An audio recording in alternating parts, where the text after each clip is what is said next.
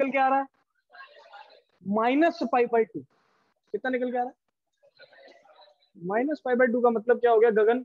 -π/2 का मतलब करंट जो है वो पोटेंशियल से पीछे चल रहा है। कितने फेज डिफरेंस है? π/2 के फेज डिफरेंस से पीछे चल रहा है। सही बात है कि नहीं? तो π/2 के फेज डिफरेंस से करंट जो है पोटेंशियल से पीछे। अब जब इसके ग्राफ को ड्रॉ करने की कोशिश करेंगे तो ध्यान से देखना, सबसे पहले मैं ग्राफ बनाऊंगा पोटेंशियल का। देखिए ध्यान से,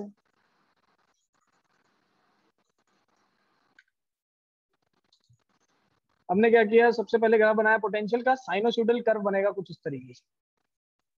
यस और नो? साइन का ग्राफ ऐसे ही होता है, sine 0 0, sine 91, sine 180 0, 270 -1 and 360 again 0। यही होता है साइनोसॉइडल ग्राफ। अब अगर इस ग्राफ को π/2 पीछे से शुरू करूंगा तो क्या मैं यहां पहुंच जाऊंगा? यस और नो? इसका मतलब करंट का ग्राफ यहां से शुरू होना चाहिए।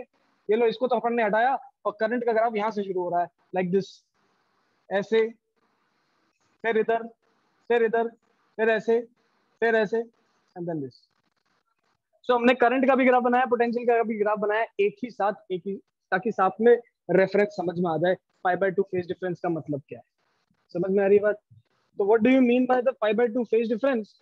तो अपन से पूछे भाई यहाँ पर π/2 फेज डिफरेंस का क्या मतलब है, तो ये है पोटेंशियल, ये है मेरे पास current, this is time. Time के रिस्पेक्ट में पोटेंशियल और करंट की बात अपन यहाँ पर कर रहे हैं। यस,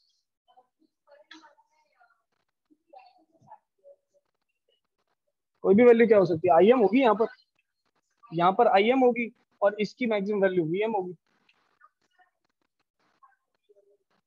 अरे वही तो समझा रहा हूँ।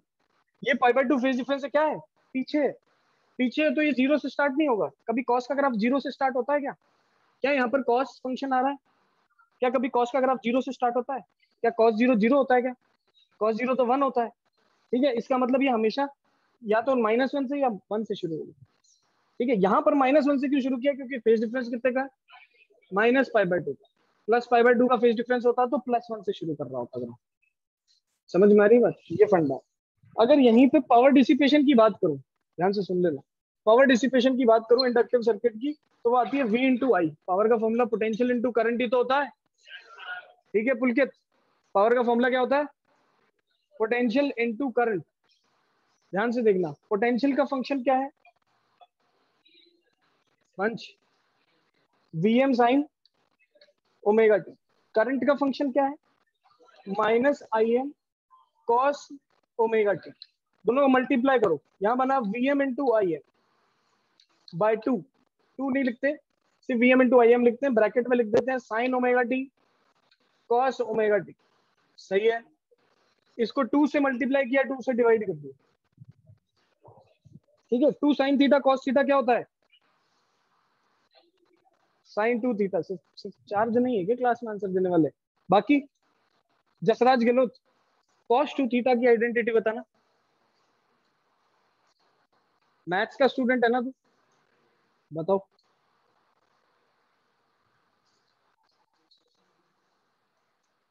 पूजा, कुमकुम,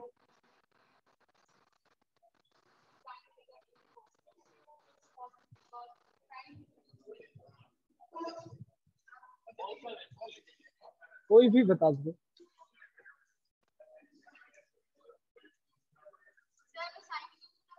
बिल्कुल सही है, cos square theta minus sine square theta. Cos 2 theta का फॉर्मूला जो होता है वो आता है मेरे पास cos square theta minus sine square theta.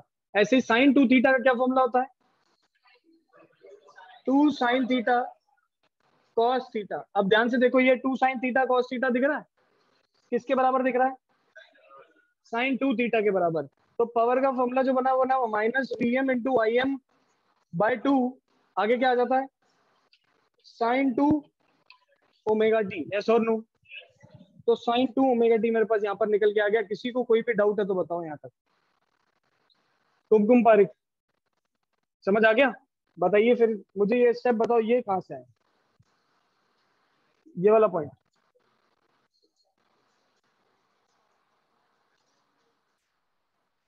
पलक, ये वाला स्टेप कहाँ से है? विनय,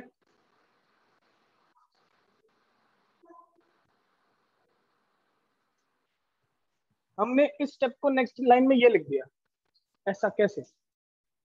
सपना है। शुएब खान, आज बर्थडे है क्या तेरा? कल था, इसकी स्टोरी देखी थी मैंने। कहाँ है टॉफी? कहाँ? कोई टॉफी नहीं, कोई चॉकलेट नहीं है, क्या मतलब है? हैं? ये तो गलत बात है धनंजय। ये कॉस ओमेगा टी को अपन ने यहाँ पर ऐसे कैसे लिख दिया?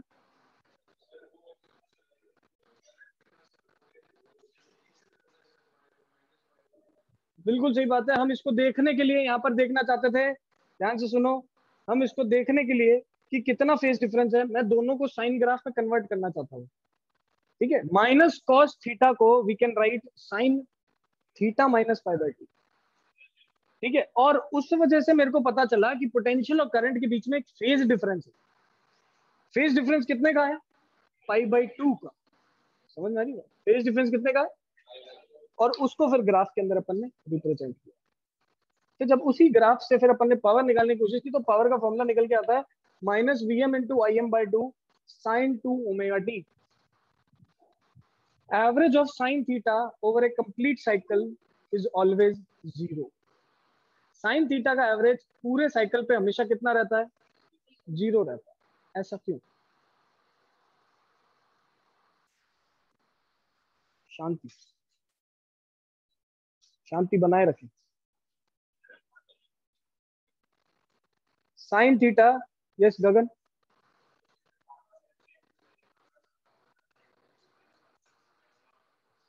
सही बात। साइन थीटा का ग्राफ याद है किसी को? कैसा होता है साइनोसॉइडल ग्राफ? ये रहा पॉजिटिव में गया, फिर ये नेगेटिव में गया। याद रखने की जरूरत नहीं, सामने बना हुआ। जितनी पॉजिटिव वैल्यूज है क्या उतनी नेगेटिव वैल्यूज? एवरेज निकालने के लिए क्या मैं सभी वैल्यूज को ऐड करता हूँ कि नहीं करता हूँ? तो जब मैं सभी वैल्यू को ऐड करूंगा आंसर क्या आ जाएगा? तो average of sign graph for a complete cycle is always. इसका मतलब अगर मैं एवरेज पावर निकाल लूं पूरे के पूरे साइकिल के लिए, हमेशा कितनी आएगी? तो इंडक्टिव सर्किट के लिए जब भी इंडक्टर लगा रखा है, average power dissipation will always be 0। Why? Because sine function यहाँ पर दे रखा है, साइन फंक्शन का एवरेज अगर आपने कंप्लीट साइकिल पे निकाला तो हमेशा क्या रहता है? 0 ही रहता है। कोई दिक्कत वाली बात नहीं है। अब इसका फिजिकल सिग्निफिकेंस क्या है, ये तो फॉर्मूले के थ्रू पता चल रहा है। फॉर्मूले के थ्रू निकाला तो पावर हमें 0 निकलती हुई दिखी। इसका फिजिकल सिग्निफिकेंस क्या होगा? एक्चुअल में क्या हो रहा है सर्किट के अंदर जिसकी वजह से पावर 0 आ रही है? What is the reason? Actual में क्या हो रहा है? देखिए ध्यान से, इसको हटा दूं यहां से, विश्वेंद्र हटा दिया जाए इसे।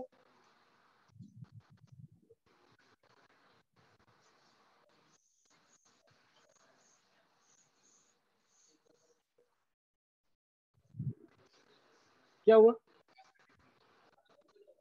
हाँ क्या है? करंट।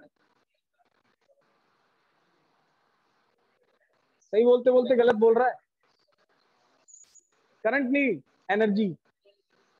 देखो इधर, और तुम्हारी अगर एक और बातें आ गई मेरे सामने तो उल्टा लटका दूंगा क्लास में। बात मत करो।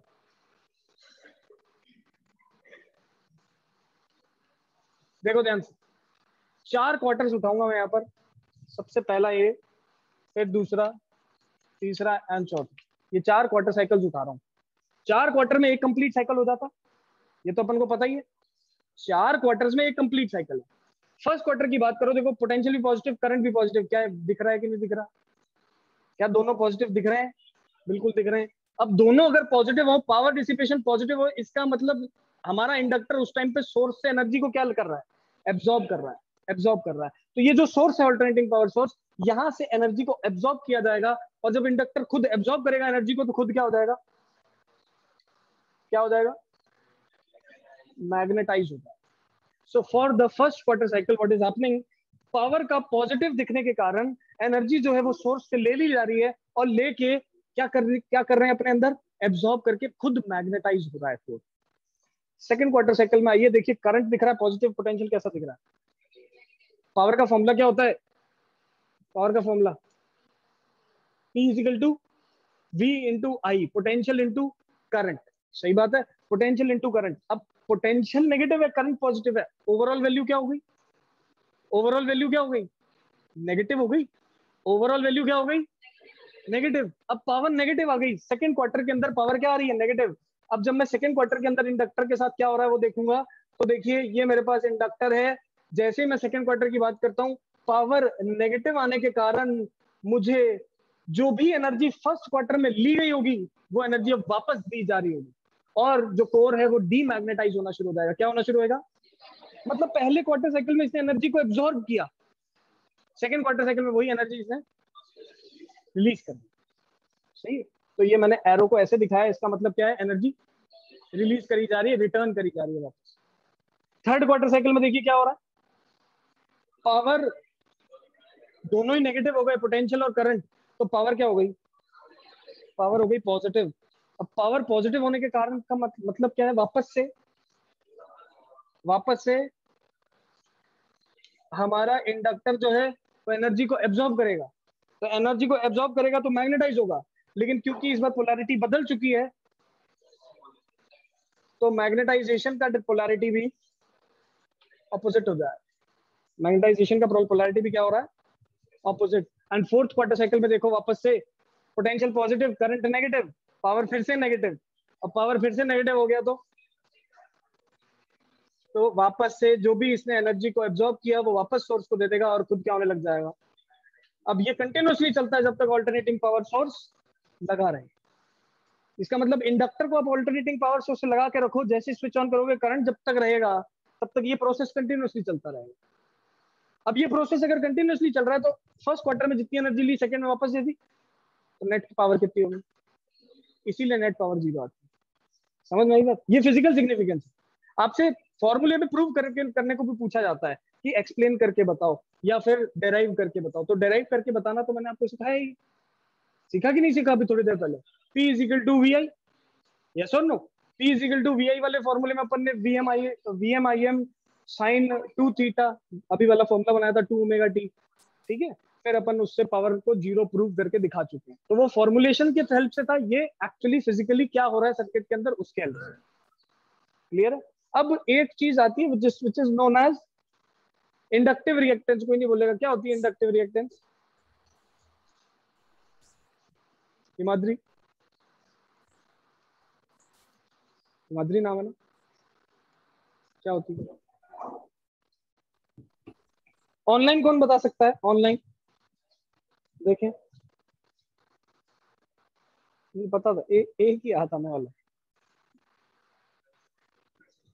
उत्कर्ष भी है लेकिन पता नहीं आज हैंड रेस नहीं किया इसने। दुबे सिंह भी है, फिर भी एक ही हाथ आ रहा है। Sir, when हाँ an Mayank, alternating current, so when an alternating current is passed through an inductor, then it acts as a resistance, which is known as inductive reactance. then it acts as a resistance which is known as Resistance, inductive inductive reactance. Reactance. खोल लो यार, suffocation हो रहा है। Maximum कितने students आए? देखा क्या number? 12 दिख रहे हैं अभी तक।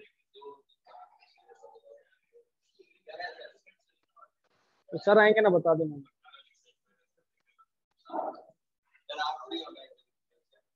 मैं भी तो स्टूडेंट ही हूँ।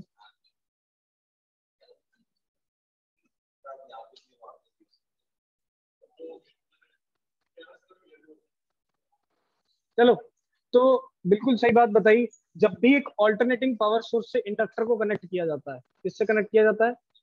इंडक्टर को ऑल्टरनेटिंग पावर सोर्स से जब भी अपन कनेक्ट करेंगे तो वो इंडक्टर किसकी तरह बिहेव करने लगता है? एक रजिस्टर की तरह। और जब भी कोई रजिस्टर होता है तो उसका खुद का कुछ ना कुछ रेजिस्टेंस होता है। ठीक है, उस रेजिस्टेंस को हम यहाँ पर किस नाम से जानते हैं? इंडक्टिव रिएक्टेंस के नाम से। किससे? इंडक्टिव, विश्वेंद्र क्या? Inductive reactance. ठीक है, इंडक्टिव। ऐसा कभी कभार होता है, मैं बताता हूँ। स्कूल में क्या होता था, कभी कभार ऐसे गाने को खड़ा कर दिया, गाना गाओ, और गाना नहीं आता, देखा था क्या कि गाना तो आता नहीं है, अब गाना गाना है, लेकिन अब 10 लोगों के बीच में 10 लोगों का ग्रुप खड़ा कर दिया, बीच में हम लोग खड़े हैं, गाना गाना आता नहीं है, क्यों? क्योंकि गाने के लिरिक्स ही नहीं पता। तो उस टाइम अपन क्या करते हैं? हंसते नहीं, अपन अपन उस टाइम लिप सिंक करते हैं, करते कि नहीं? तो क्लास में मैं अभी बहुत जनों को लिप सिंक करते हुए देख रहा हूँ, नाम नहीं लूंगा, बट समझदार को इशारा काफी है। क्या चीज?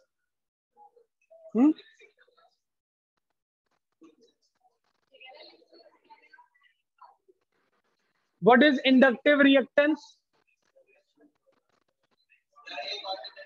पायल, व्हाट इज इंडक्टिव रिएक्टेंस?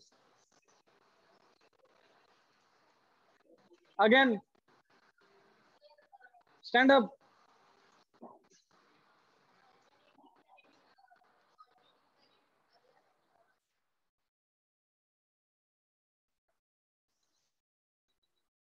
तो नहीं आता है, वो नहीं बता पाएगी, तो बताओ मेरे।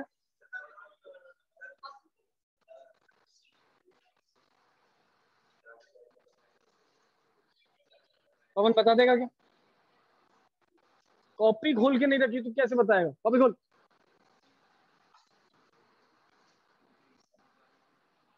कौन बताएगा? शोएब बताना। Alternating power source. Soon low, the inductor behaves as a resistor when it is connected to alternating power source. So that resistance is known as inductive reactance. That resistance is known as inductive reactance. 11 students है sir, ठीक है? दोबारा बोलो, repeat करो।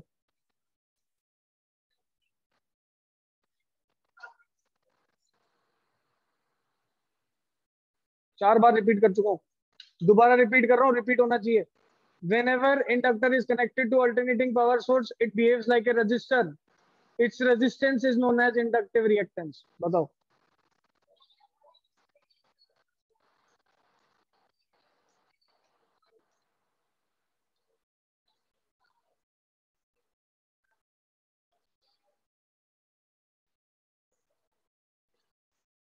Inductive reactance क्या कहते हैं? Inductive reactance. Value क्या रहती है इसकी? तो XL will be equal to omega L। What is omega? Omega is known as angular frequency. 2πf इसका फॉर्मूला होता है, बट अच्छी बात है, याद है। ये नहीं बोला था क्या? एक कान बंद है ना, सुनने की क्षमता थोड़ी डाउन हो गई। चलो, तो मेरे पास एक्सेल क्या है? Omega L. एक्सेल क्या है? Omega L. What is omega? Omega is angular frequency, जिसका फॉर्मूला क्या है? 2πf into L. बहुत बढ़िया बात, पढ़ रहा है आजकल। तू भी पढ़ रहा था, बहुत अच्छी बात। चलो, यहाँ तक बात समझ में आई। एनसीईआरटी निकालिए, बताओ।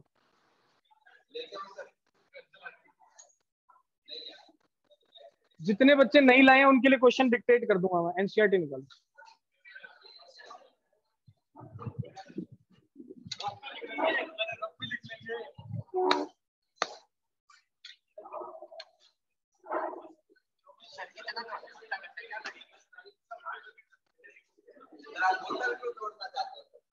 मैंने इसीलिए 2 के बाद रोक दिया।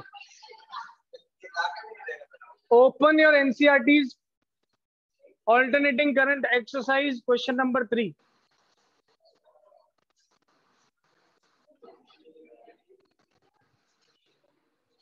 देखा?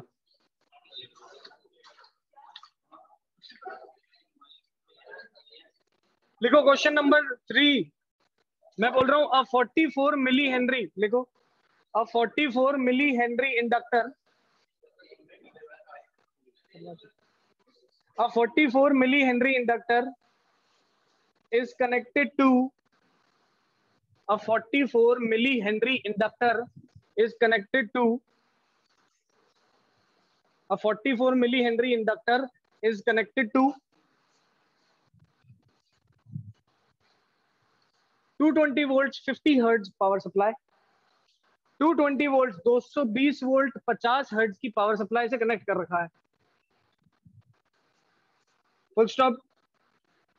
220 volt 50 hertz 50 hertz power supply, full stop. Determine the RMS value of current in the circuit. Determine the RMS value of current in the circuit. सही है? ये क्वेश्चन करवा दिया था आपने क्लास में। हाँ बेटा मुझे पता है ये क्वेश्चन करवा दिया था, लेकिन ऑफलाइन में थोड़े नालायक लोग ज्यादा हैं।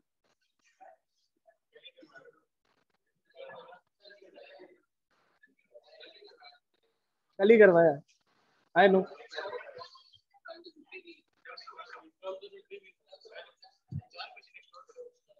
करवाया ये वाला 3-4 बार।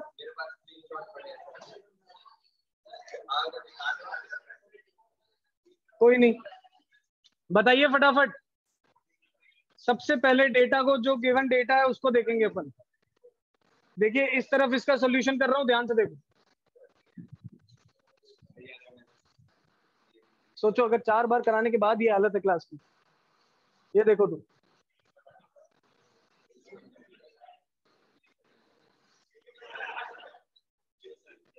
सबसे पहले पोटेंशियल कितना दे रखा है अपन को, 220।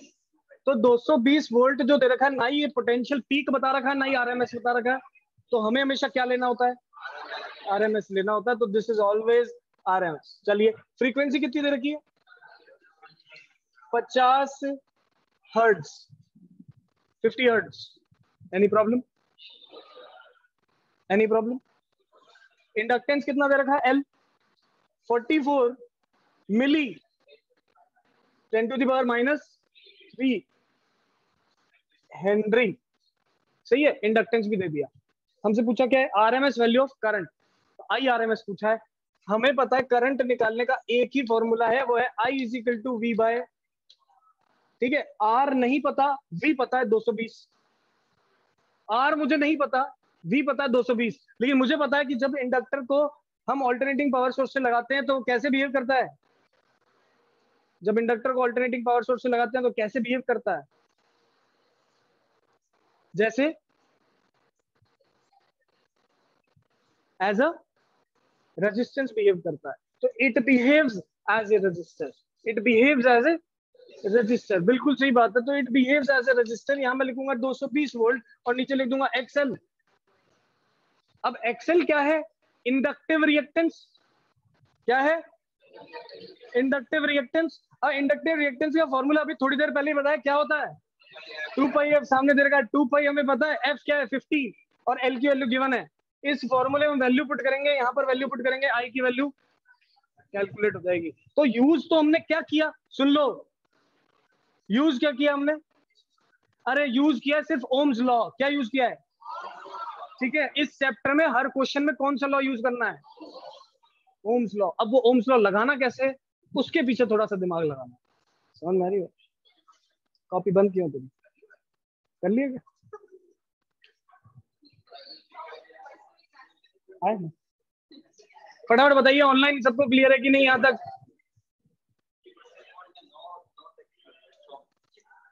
लिख लो भाई साहब, क्लियर है। Deependra Singh, Kartik, is it clear, कौन सा चैप्टर चल रहा है।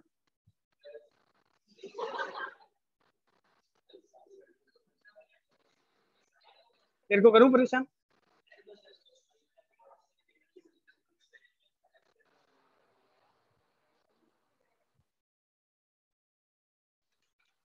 सही है।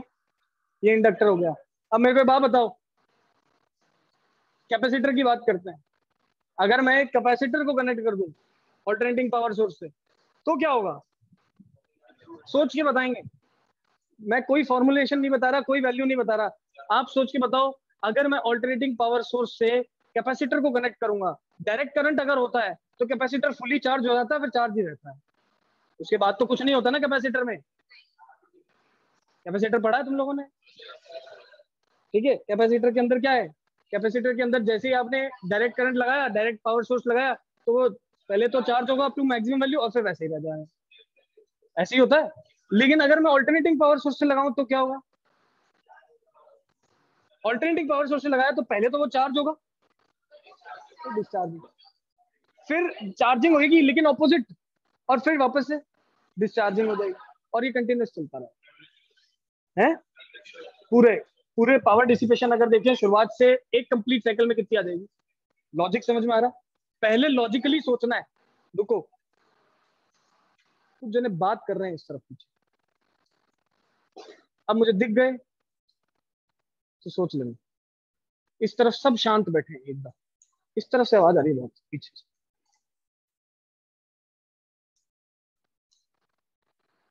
सरप्राइजिंगली इधर इधर बहुत बड़ा चेंज है और इधर ड्रास्टिक चेंज है, ऑपोजिट हो गया मुझे वैसे। समझ में आ रही है बात? ठीक है, मेरे सामने बात मत करो, बायोलॉजी पढ़ाना शुरू कर दूं वहां पर, ठीक है? तेरी बायो बायो जितनी खराब है ना उतनी अच्छी हो जाएगी। चलो, डाउट पूछेंगे अभी थोड़ी देर में, ठीक है? हमने कैपेसिटर को लगाया, जब कैपेसिटर को एक डायरेक्ट सोर्स से लगाया जाता है तो वो चार्ज होता है अप टू मैक्सिमम वैल्यू, बस फिर उसके बाद कुछ नहीं होता कैपेसिटर के अंदर। लेकिन अगर मैं जैसे ही उसे ऑल्टरनेटिंग पावर सोर्स से लगाता हूँ, मुझे पता है ऑल्टरनेटिंग पावर सोर्स में पहले वैल्यू पॉजिटिव जा रही है मैक्सिमम वैल्यू तक, फिर जीरो हुई, फिर नेगेटिव वैल्यू तक गई, फिर वापस जीरो हुई। इसका मतलब कैपेसिटर में क्या हो रहा होगा? पहले चार्जिंग होगी मैक्सिमम वैल्यू तक, फिर वो डिस्चार्ज होने लग जाएगा, फिर वापस से चार्जिंग होने लगेगी लेकिन पोलैरिटी बदल जाएगी, और फिर वापस से डिस्चार्ज होने लगेगा, और एक साइकिल कंटिन्यूअसली चलता रहेगा। इसका मतलब कैपेसिटर के अंदर भी नेट पावर डिसिपेशन कितना आने वाला है? जीरो आने वाला है। हम इसको फॉर्मुलेशन की हेल्प से प्रूव जरूर कर देंगे, लेकिन उसके पीछे लॉजिक क्या है वो आपको समझ में आना चाहिए। यस और नो? समझ में आती है बात? यहां पर मैं फॉर्मुलेशन लिखने की कोशिश कर रहा हूँ, ग्राफ बनाऊंगा, फिर आज की क्लास को अपन समाप्त करेंगे। ध्यान से देखिए, पावर डिसिपेशन कल देखेंगे इसका।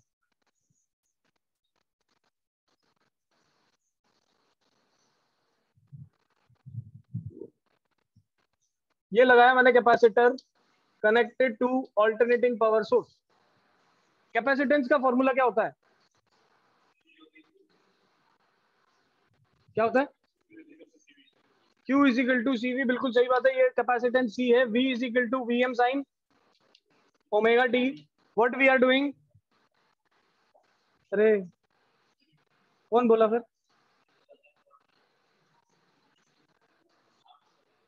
चुप हो जा, कि मैं जोर आजमाइश करने लगा फिर। स्टोरी नहीं देखी क्या तुमने?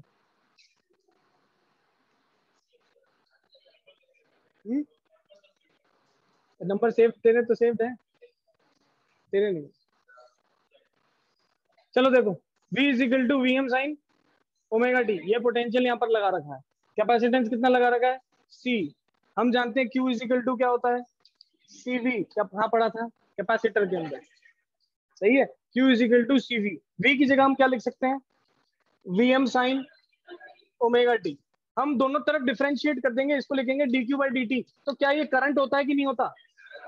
सही बात है। इस तरफ मैं लिखूंगा CVM, क्या यहाँ पर डिफरेंशिएशन साइन ओमेगा टी का करूंगा, और साइन ओमेगा टी का डिफरेंशिएशन क्या होता है? ओमेगा बाहर कॉस ओमेगा टी। कौन सा रूल? Chain rule. ओमेगा बाहर आ जाएगा और साइन का कॉस ओमेगा टी हो जाएगा। So we can write this as CVM omega cos omega t. Now this CVM omega can be written as IM, and there it is I, और ये बन गया IM cos omega t। वापस से मेरे पास एक cos फंक्शन आ गया बना हुआ, आया कि नहीं आया? इसको मैं जब साइन में कन्वर्ट करता हूं तो मेरे को वैल्यू मिलेगी I is equal to IM sine omega t plus pi by 2। Periodicity लगा के वैल्यू निकालिए। अगेन जब ग्राफ बनाएंगे ध्यान से देखना,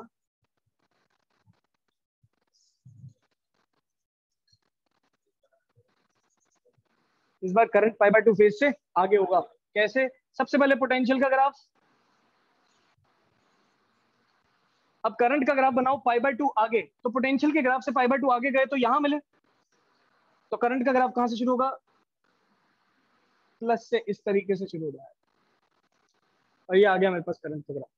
this is the graph for current and this is the graph for potential and this is the complete graph for capacitor. इसके अंदर अपन ने क्या देखा, पोटेंशियल भी देखा, करंट भी देखा, और किस तरीके से दोनों के बीच में फेज डिफरेंस है, कैसे दोनों का ऑसिलेशन हो रहा है, उसकी बात कर रहे हैं। बच्चों को ये लगता है कि सर सर्किट में क्या करंट पहले आ गया, पोटेंशियल बाद में आ रहा है? क्या ऐसा हो रहा है क्या सर्किट के अंदर? ये हमें फेज डिफरेंस दोनों के ऑसिलेशन के बारे में बता रहा है, ना कि दोनों के मौजूदगी के बारे में बता रहा है। हमें किसके बारे में बता रहा है?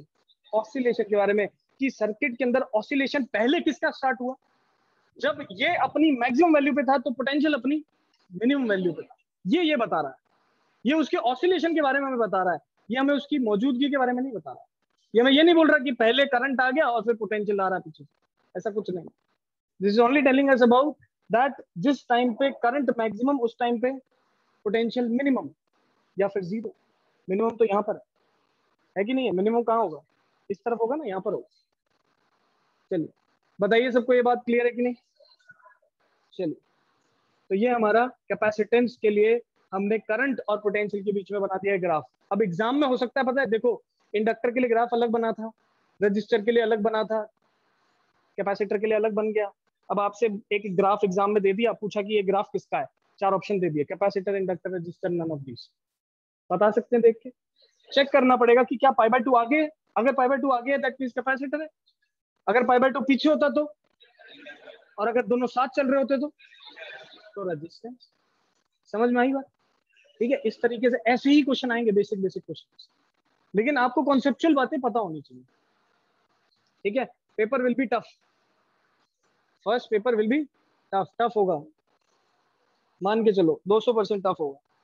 चलिए ऑनलाइन बताओ सबको यहाँ तक क्लियर है कि नहीं?